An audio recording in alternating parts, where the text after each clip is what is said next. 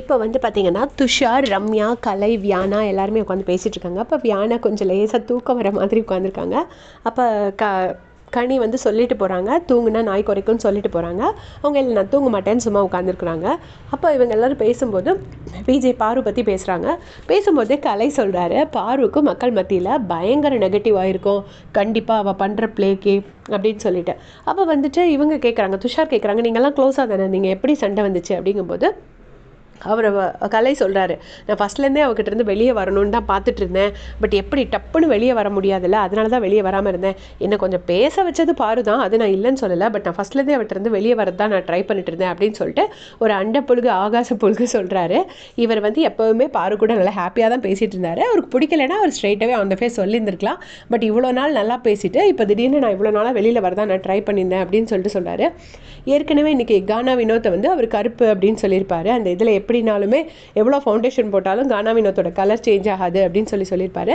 So எனக்கு ஏதோ ஒரு ரீசன்னால இந்த கலையோட பிஹேவியர் எதுவுமே பிடிக்காது. ஏன்னா கலை வந்து ஏதாவது ஒரு கண்டஸ்டண்ட்டை பற்றி பேசினா தர்ற மட்டத்துக்கு இறங்கி ரொம்ப லோக்கலாக பேசுவார்.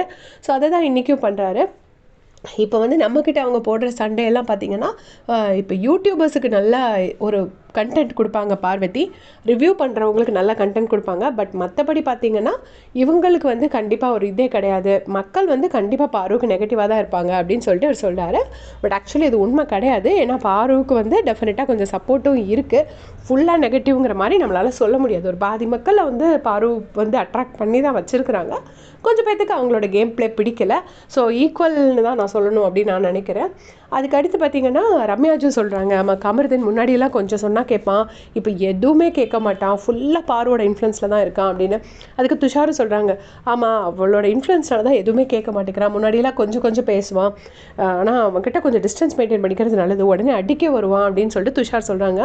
அதுக்கு வந்து ரம்யா சொல்கிறாங்க, என்கிட்டலாம் அந்த வேலை வச்சா நான் தூக்கி அடிச்சிடுவேன், நான் மைக்கை கலத்தி வச்சுட்டு போயிட்டே இருப்பேன் அப்படின்னு சொல்கிறாங்க. உடனே எல்லாம் ரெட் கார்டு கொடுத்துருவாங்களே அப்படின்னு கேட்டோடனே, அதை பற்றிலாம் எனக்கு கவலை கிடையாது, நான்லாம் அடிச்சுட்டு போயிட்டே இருப்பேன், நான்லாம் ஒரு அளவுக்கு தான் பொறுப்பேன் அப்படின்னு சொல்லிட்டு ரம்யா சொல்கிறாங்க. ரம்யாவும் சொல்கிறாங்க, இந்த மாதிரி பாருக்கு வந்து செம்ம நெகட்டிவ் இருக்கும் மக்கள் மத்தியில் அப்படின்னு சொல்லிட்டு. ஸோ எப்போவுமே இதே ப்ராப்ளம் தான் நடக்குது. ஏன்னா மக்கள் ஒருத்தரை விரும்புவாங்க, உள்ளே இருக்கிற கண்டஸ்டன்ஸ் இல்லை இவங்களுக்கு பயங்கரமாக நெகட்டிவாக இருக்கும்னு நினைப்பாங்க. பார்த்தா வந்து அப்படியே ஆப்போசிட்டாக இருக்கும். இப்போது ஒரு சில கண்டஸ்டன்ஸ் முத்துக்குமரன் மாதிரி ஒரு சில கண்டஸ்டன்ஸ்க்கு தான் வந்து நல்லா க்ளீனாக தெரிஞ்சிடும், உள்ளேயும் தெரிஞ்சிடும் வெளியவும் தெரிஞ்சிடும் இவர் வந்து க்ளீனாக இவர் தான் வின்னர் அப்படிங்கிற மாதிரி. மற்றபடி எல்லாம் வந்து எல்லா சீசன்லேயுமே இந்த கன்ஃபியூஷன் எப்போவுமே இருந்துட்டு தான் இருக்கும். ஸோ நீங்கள் சொல்லுங்கள், பாருக்கு எந்த அளவுக்கு சப்போர்ட் இருக்குது, எவ்வளோ பர்சன்டேஜ் ஆஃப் மக்கள் பாருக்கு சப்போர்ட் பண்ணுறாங்கன்னு நினைக்கிறீங்கன்னு மறக்காமல் கமெண்ட் செக்ஷனில் சொல்லிட்டு போங்க. Thanks for